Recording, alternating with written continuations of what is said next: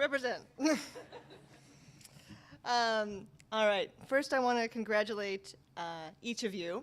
You are now mere moments away from becoming official masters of journalism. That means that you are the new experts. Now, because journalism tends to attract a certain kind of person, you might be thinking, yeah, right.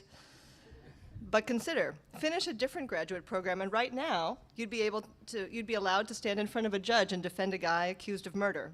Or you'd be allowed to operate on someone's brain. As masters of journalism, you'll also be operating on people's brains. But you'll be doing it very subtly, often so subtly that the people who are being operated on won't even notice.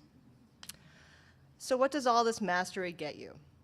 A job, maybe, but also something that's far more rare, a career driven by your own curiosity.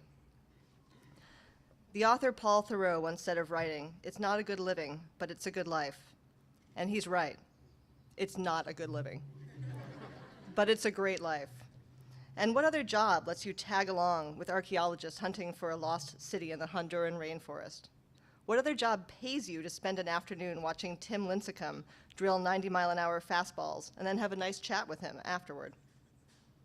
More importantly, what other job gives you the chance, a real chance, to change how people think, to tell the true story instead of the easy one? Now, it's worth remembering that last bit, in part because it's what drives good journalism, but also because if you don't, it'll probably bite you in the ass. For instance, last year, a British newspaper reported that a new study had been done on the 5-second rule. Like if you drop a piece of ham on the floor, maybe you can still eat it if you pick it up really quickly.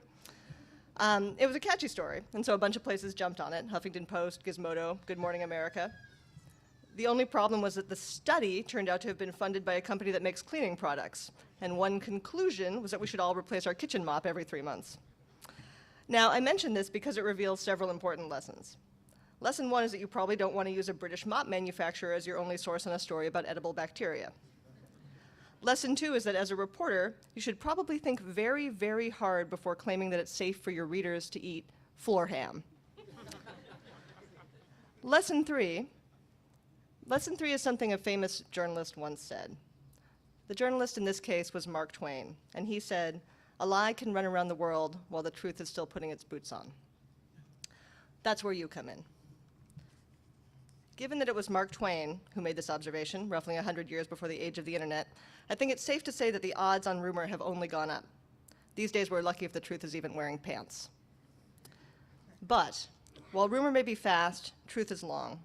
And as professional truth tellers, it's up to you to play the long game.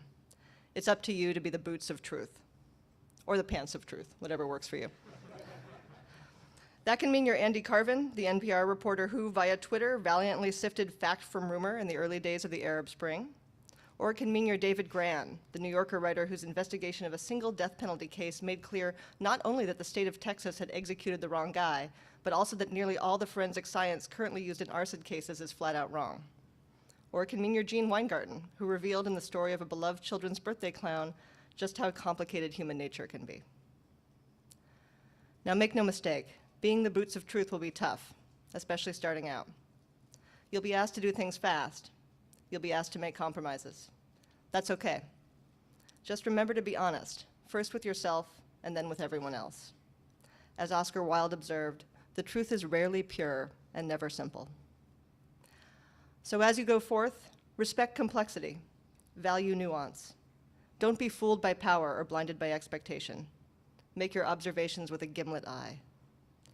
Also, be compassionate. Every one of us is more than what we seem, and far more than can be captured on a page. Finally, make decisions you can be proud of. Sometimes that means telling the truth even when it's difficult. Sometimes it means understanding that some things in life are more important than a story. Above all, recognize your worth. You are the truth tellers, and you are brave, and you are skilled. The world needs you. So go forth and give them hell.